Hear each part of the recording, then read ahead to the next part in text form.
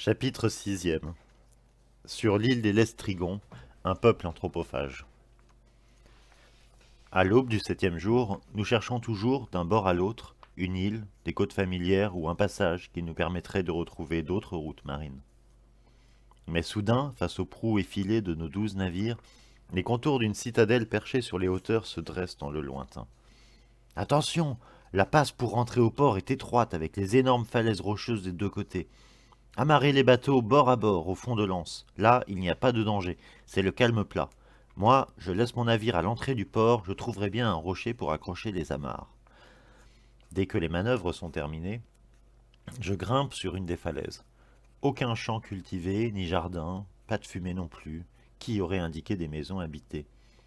Où avons-nous accosté? Deux éclaireurs pour vérifier quel pain on mange ici. Qu'un héros vous accompagne pour demander l'hospitalité. À vous trois, vous saurez bien nous dire où l'on est et chez qui.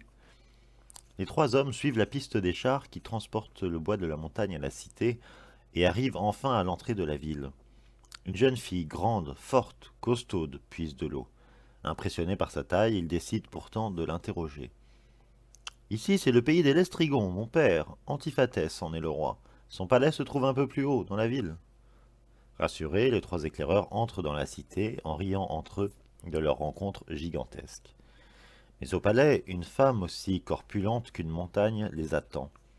Ils n'ont pas le temps de se méfier qu'elle s'empresse déjà de faire appeler son époux qui discute sur la place publique. À peine est-il arrivé qu'il se jette sur les hommes, en attrape un, le broie et le mange. Aussitôt les deux autres, terrorisés, s'enfuient pour rejoindre les navires.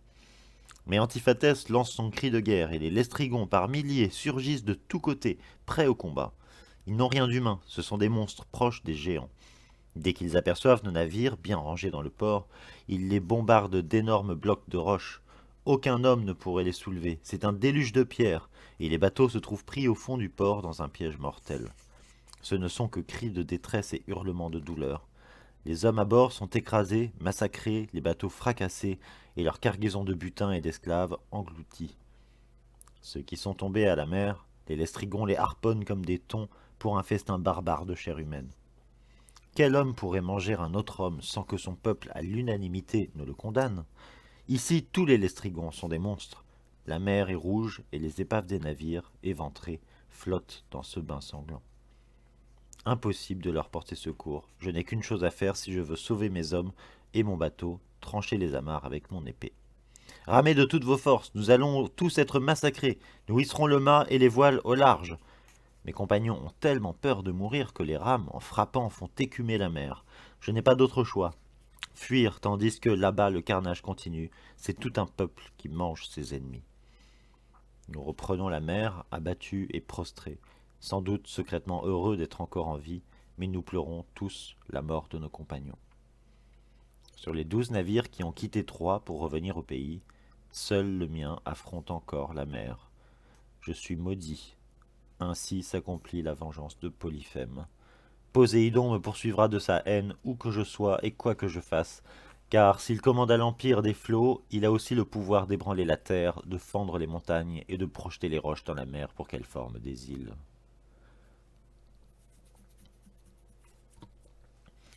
Fallait-il abandonner un combat inégal contre un dieu si puissant? Fallait-il renoncer à revenir à Ithaque? Il ne s'agissait plus ici de mourir en héros dans le fracas des boucliers, dans celui des guerriers ennemis qui s'affrontent. Par deux fois, mes hommes avaient été engloutis dans les entrailles de monstres sans foi ni loi. Le monde humain, celui où l'on cultive le blé, celui où les gens mangent le même pain et rendent un culte aux dieux, celui où l'on respecte les lois de l'hospitalité, ce monde-là n'existait plus. La barbarie pouvait ressurgir à tout moment, à chaque escale du plus profond des mers. Mais la barbarie ne naît-elle pas aussi dans les entrailles de l'homme? Dès l'aube, Ulysse est encore au rendez-vous de ses souvenirs, pâle dans le petit matin, inquiet de démêler les fils de son histoire, car il y découvre peu à peu un tout autre sens. À courir sur des mers inconnues, à traverser la mort, à rencontrer l'inhumain, il s'est endurci, lui que l'on surnomme l'endurant. Ce n'est pas facile, en se retournant vers son passé, de comprendre qui l'on est. N'avait-il pas présumé de ses forces, et comme un guerrier orgueilleux cherché les combats plus que la prudence?